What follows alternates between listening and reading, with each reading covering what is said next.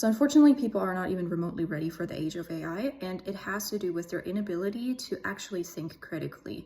And I want to give you a couple examples of that because there's a lot of people who think that they're thinking critically, but they end up drawing all the wrong conclusions, and it's because they're not actually thinking critically. Okay, they have these certain strategies or these certain biases that will just determine the conclusions that they draw from what they see. So, for example, okay, there are so many fake posts out there. Some of them are AI, some of them are, okay, when I'm talking about posts, I'm talking about articles, okay, fake articles, and I'm also talking about fake reels. So fake reels, a lot of the time it's like entertainment. It's more in the entertainment category than anything else.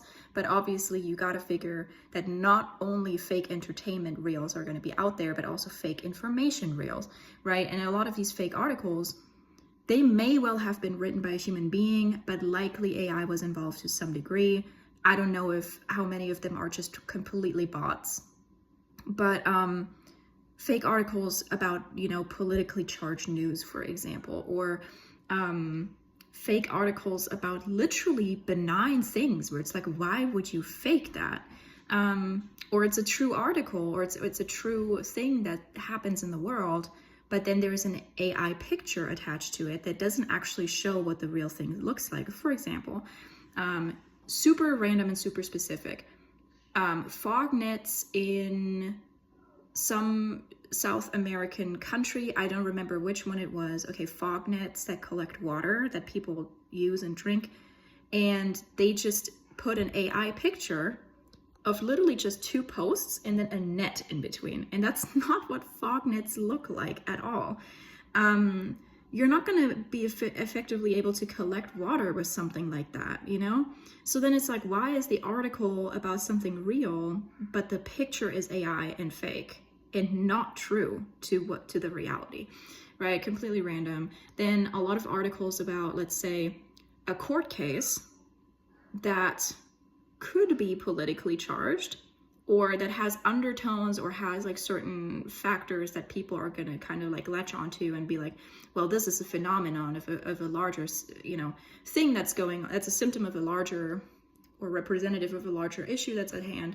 And that may well be true and stuff, but the article is fake, and it's pulling off of a real court case, a real thing that happened, but it's giving all this fake information about what is happening with the case. Or, and I address the reels and stuff. So, and people will look at that, and I can't tell you how many times, okay? When I look at those articles, and if it's fishy, I'll kind of like take longer to process, okay, what am I looking at, whatever. And then maybe I'll do some research about that exact thing and be like, oh yeah, wait, this is completely fake. And you have to be careful like that sometimes. But also, yes, you should ideally have developed a certain intuition for these things. And the thing is, I think a lot of people think they have an intuition, but they don't, okay? So then there'll be like a fake article, like I have looked it up, it is completely fake, but everybody just eats it up like it's the truth. There is nobody, I don't see any, among thousands of comments, I don't see a single one that's calling out that that's fake, okay? Then I get to entertainment media, and it's a real video. It's a real video of something nice, something positive, okay? Something hiking in the mountains, somebody riding their horse, and their other horse is like running behind them without a rein or a leash, or I don't know what all they call that, but like just freely running behind them and whatever. And some people, they have the opportunity, they have some land, or there's some land where you can safely do that, and the horses, they have a connection, and the horses just doesn't need to be on a lead in order to follow along, right? So then the horse is following them, and it's like, people are like, well, and people will want to pick apart those real videos that show something nice and say that it's AI, or insinuate that it's AI. Okay, and so see how it's different? Okay, negative stuff that stirs the pot, stuff that is drama, gets eaten up, hook, line, and sinker every single time by thousands and sometimes hundreds of thousands of people. And things that are positive and that are harmless and innocent and wholesome and beautiful get second guessed. What is that? Okay, so there's something in us that wants to find something wrong and wants to find a problem when there isn't a problem. When there's a problem presented to us, even if it's fake, we're like, oh yeah, of course there's gonna be problems. Yeah, I'll eat that problem up. You know, I have drama for breakfast. That's just how we've been conditioned at this point to react to things. And we have to be aware of that and careful with that. So and then it'll be like, because literally the horse video is something I just watched. And somebody's like, well, why isn't the horse kicking up dust? And why isn't the horse that you're riding on and that you're filming on from kicking up dust, not kicking up dust? And it's like, have you ever been outside when it's rained overnight or when the humidity in the air has been kind of high? Like, do you ever go outside? Have you ever been on a trail where it's not dusty? Where the floor is like packed down? Like, this is not, you know, and so people think that that's critical thinking, but all you're doing is you have a bias. You have a bias that good things are fake and evil things are true. And a lot of Christians, unfortunately, are falling into that. You know, something good happens. The administration does something good, or like, you know, somebody shares something good that's happening in the church or whatever. Oh, it's probably fake. Oh, it's probably not even true. Oh, it's probably like, you know, blown up out of proportion. It's probably not even that good. And there's probably a hidden secret, you know, evil agenda behind it or whatever. Right? But you can't see something positive and just receive it and be like, wow, that is beautiful. That is so cool. I'm so glad I got to see that, even if it was just through a screen. Like, I'm so happy that that person got to experience that nice thing. Is there envy involved? You know, are we just envious and we cannot fathom that some people actually have it good? We don't want to believe that. I can't really tell you. Like, I'm just throwing stuff in the air here. I don't know. But so that's a phenomenon. And, you know, it comes back to like, you know, oh, well, the horse is on a path and there's earth on the path. So the horse should be kicking up dust. So it's not kicking up dust. So there's probably something fake. And it's like, so you're not actually thinking critically because you're not thinking in like real terms. You know, like, once again, have you ever been outside when the dirt is packed down after it's been raining? And not after it's been raining to where it's muddy, but to where there is moisture saturating the earth and the air. And that's just, like, I mean, you know, so that's not critical thinking. It's not critical thinking to just eat up every single, and you got to figure that there's an intersection, right? Between people who reject true good things as fake and AI and who will eat up any kind of fake drama as if it's completely real.